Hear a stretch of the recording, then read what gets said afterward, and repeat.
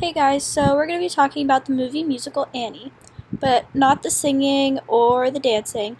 We're going to be exploring a couple scenes that depict the financial gap between the rich and the poor, as well as the high crime rate during the Great Depression. Let's take a look at this first scene between Miss Hannigan and Grace Farrell that depicts the appearance between the rich and the poor, as well as the difficulty it is to have a job. This brat's got to learn to know her place. Her place? And Annie's entirely too cheeky. Well, Mr. Warbucks likes cheeky orphans. Ha!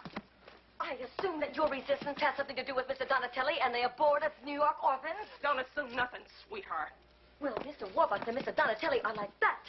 Is that a fact? Yes, that's a fact, and it's also a fact that he was out at the house just the other day, and he was saying how many people he had lined up for your job. Is that a fact? That's a fact. It's an awful time to be out of work, isn't it, Miss Hannigan? Just terrible. It's true. According to an article written in PBS.org, within a year of the 1929 stock market crash, 5,000 banks collapsed and 6 million people lost their jobs. This caused a majority of people not to have much to live off of and go broke, as well as a great inequity between rich and poor people. This also meant there having to be a lot of teamwork between parents and families when it came to running a household and providing the necessities. On the contrary, as depicted when Annie walks into Mr. Warbucks' house for the first time, we can see how there were wealthy people who lived lavishly in large, expensive homes, not affected by the stock market crash at all.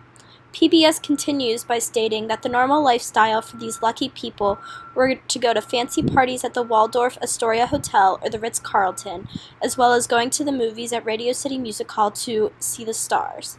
Very different than those negatively affected by the stock market crash. As displayed in the next two scenes, as a result of the financial inequality during the Great Depression, according to History.com, violent crimes initially spiked during the first few years of the Great Depression. That meant robberies, bombings, and homicides were more the norm. The lack of money of those who were poor spiked a jealousy towards others and their belongings, as depicted between the bomber and Mr. Warbucks, as well as Rooster and Miss Hannigan. However, as we progressed into the later years of the 1930s and the economy began to improve, crime rates did fall back to a somewhat normal rate that continued throughout the 1960s. You may believe that movies like Annie should not have the responsibility to teach its audience factual information through their presentation.